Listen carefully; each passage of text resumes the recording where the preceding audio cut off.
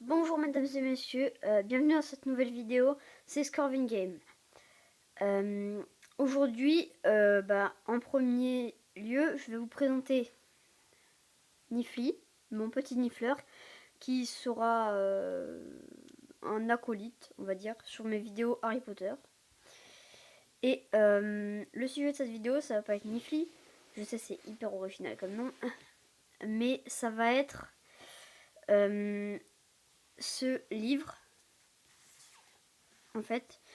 Donc, les animaux fantastiques, vie et habitat, par Norbert Dragono. Bon, c'est pas vraiment Norbert Dragono, on sait tous que c'est J.K. Rowling.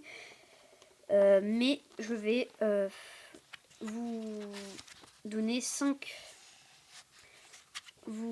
donner lire 5 créatures, enfin 5 créatures du manuel. Alors attendez, je cherche d'abord. Ah là voilà. Donc vous voyez classification du ministère de la magie. Donc avec une croix, 2 croix, 3 croix, 4 croix ou 5 croix. Et bien aujourd'hui je vais faire un animal, enfin une créature de chaque croix. Donc une croix c'est animal ennuyeux, 2 croix c'est inoffensif, peut être domestiqué, 3 ne pose pas de problème à un sorcier compétent, 4 dangereux, exige une connaissance spécialisée meurtrice possible par un sorcier expérimenté, et 5 connu pour être un tueur de sorciers, impossible à dresser ou à domestiquer. Et en premier, je vais vous parler du Orglup, qui est à la page 80, que je vais chercher. Excusez-moi. J'aurais peut-être dû mettre des marque-pages. Alors, on y est presque. Oui, c'est ça. Alors.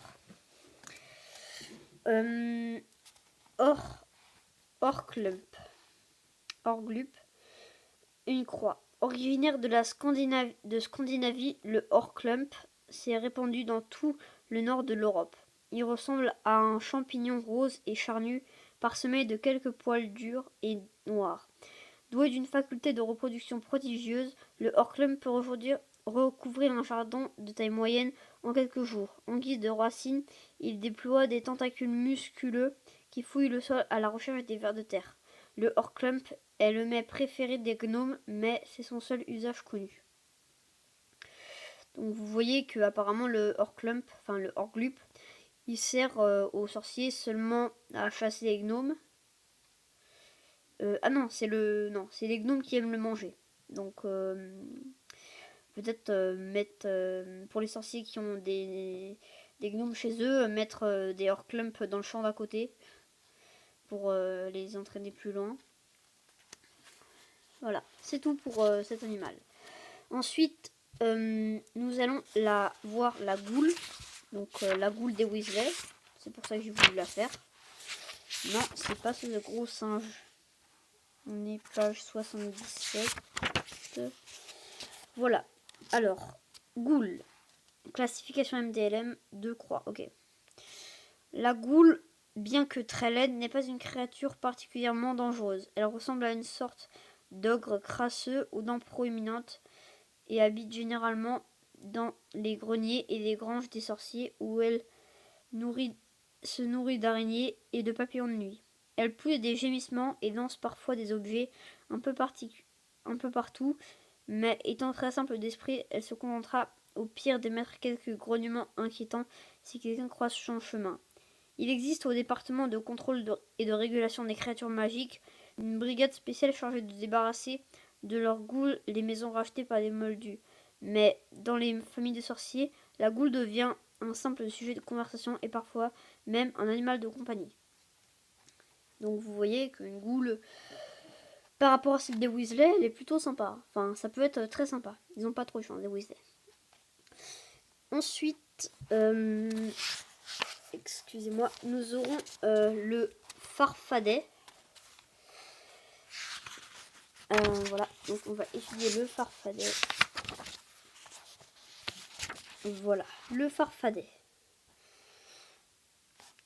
Donc 3 croix. Plus intelligent que la fée et moins malveillant que le diablotin, le lutin ou le doxy, le farfadet est néanmoins espiègle. Il présent exclusivement en Irlande, il peut atteindre une taille de 15 cm et sa peau est entièrement verte. On sait qu'il est capable de fabriquer des vêtements rudimentaires à l'aide de feuilles. Parmi ces membres du petit peuple, les farfadets sont les seuls à être doués de parole, bien qu'il n'ait jamais demandé à être dans la catégorie des êtres. Le farfadet est vivipare et habite principalement les bois et forêts, mais il aime attirer l'attention des moldus et figure presque aussi souvent que les fées dans la littérature destinée aux enfants.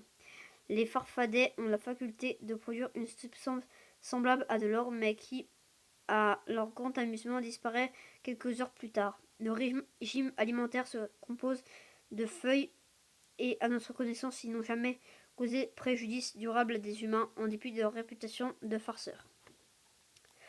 Donc ça aussi, c'est pas très très dangereux, hein, vous voyez. Après, on commence à aller plus loin avec l'éruptif, qui est là réellement dangereux. Alors voilà, érupment, donc éruptif, avec 4 croix. L'érupment est un grand animal africain de couleur grise, doté d'un pouvoir considérable. D'un poids qui atteint parfois 1 tonne, il peut être confondu de loin avec un rhinocéros. Il a une peau épaisse qui lui permet de repousser la plupart des sortilèges et maléfices, une corne pointue sur le museau et une longue queue semblable à une corde. Les érupments ne donnent naissance qu'à un seul petit à la fois. Cette créature n'attaque jamais, à moins que l'on l'ait provoquée avec insistance, mais lorsqu'elle charge, les résultats sont généralement catastrophiques. La corde d'érupments peut en effet transpercer n'importe quoi, de la peau jusqu'au métal, et elle contient une sécrétion mortelle qui provoque l'explosion de la créature ou de l'objet dans lequel elle est injectée. Les érupments ne sont guère nombreux car les mâles se font souvent exploser les uns les autres à la saison des amours, très romantique, et les sorciers africains prennent grand soin d'eux. Les sorciers africains prennent grand soin d'eux. La corne, la queue et le liquide explosif de l'érupment sont utilisés dans la fabrication des potions, mais classés dans la catégorie B des produits commercialisables, dangereux, soumis à un contrôle strict. Donc là, réellement, c'est dangereux l'érupment. Hein. Et là, on arrive sur la dernière créature. Mais ça, c'est réellement faire gaffe. Quoi. Faut réellement faire gaffe. Excusez-moi, je cherche la page. Alors, oui, c'est bon. Alors, voilà, la chimère. Donc, 5 croix. Classification MDLM 5 croix.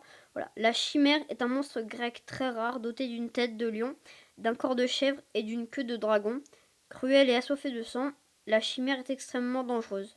On ne connaît qu'un seul exemple de chimère vaincue par un sorcier, mais le malheureux, épuisé par ses efforts, se tua peu après en tombant de son cheval ailé, voire plus haut. Les œufs de chimère sont classés dans la catégorie A des marchandises interdites de commerce. Ils ont dit voir plus haut sur le cheval ailé parce que juste au-dessus il y a le cheval ailé, mais c'est pas pour aujourd'hui. Alors, je vous montre juste l'image quand même de la chimère. Voilà, c'est ça. Enfin, il me semble. Hein. Ça a quand même une tête de lion, un corps de chèvre, une queue de dragon. Alors, j'espère que cette vidéo vous a plu. Et Nifli, j'espère que ça t'a plu aussi.